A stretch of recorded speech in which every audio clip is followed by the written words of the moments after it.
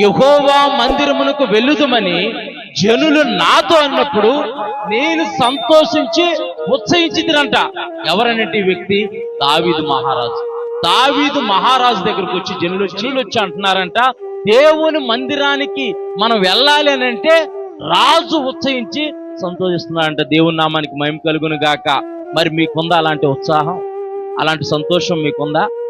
అలాంటి సంతోషము, అలాంటి ఆనందము మీకు ఉండాలి, మనందరికీ ఉండాలి. ఒక రాజు దగ్గరికి తన స్నేహితులు, తన మిత్రులు, తన సహచరులు వచ్చి దేవుని మందిరంకి వెళ్ళాలయ్యా అని అంటే దావీదు ఉత్సహించి సంతోషించి గంతులు వేశాడంట, ఆనందపడ్డాడంట. అంటే దావీదు గృహంలో నెమ్మది లేదా? దావీదు గృహంలో సంతోషం లేదా? ఉండవచ్చు, కానీ దేవుని యొక్క సన్నిధిలో ఉన్న ఆనందం కంటే ఆయన గృహంలో ఉన్న ఆనందము ఎక్కువ కాదని దావీదు ఎంచుకున్నాడు. దేవుని నామానికి మహిమ కలుగును గాక.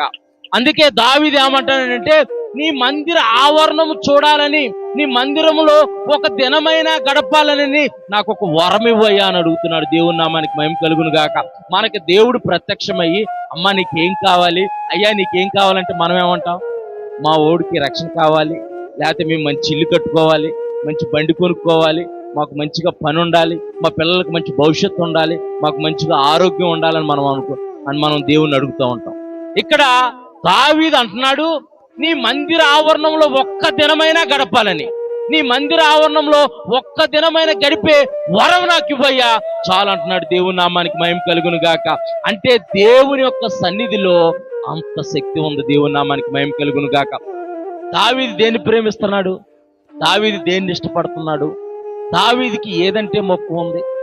దావీదు దేనికంటే గాఢమైన ప్రేమ ఉందని పరిశుద్ధ గ్రంథమైన బైబిల్ చెబుతుందంటే, ఆయన తేజో మహిమ నిలుచు స్థలం. ఇది మీరు పాకే వేసుకొని ఉండొచ్చు, కానీ దేవుని కనుదృష్టి ఈ మందిరం మీద ఉంది. దేవుని నామానికి మహిమ కలుగును గాక.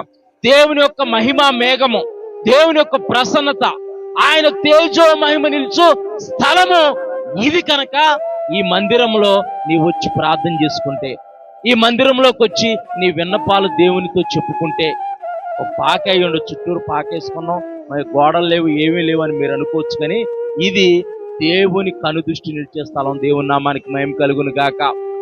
మన బిడ్డలను ప్రేమిస్తాం, తప్పులేదు. భార్య అయితే భర్తను ప్రేమిస్తాడు, భర్త అయితే భార్యను ప్రేమించింది, మనం తల్లిదండ్రులు ప్రేమిస్తాం, తప్పులేదు. కానీ ఇక్కడ దావీదు ఏమంటే, నీ తేజో మహిమ నిలుచు స్థలము అంటే దేవుని శక్తి ఆ మందిరంలో ఉన్నది కనుక నేను నీ మందిరాన్ని ప్రేమిస్తున్నాను అన్నాడు. దేవుని నామానికి మహిమ కలుగును గాక. నీవు దేవుని మందిరాన్ని ప్రేమించేవాడు అయితే, దేవుని యొక్క సన్నిధి కొరకు నువ్వు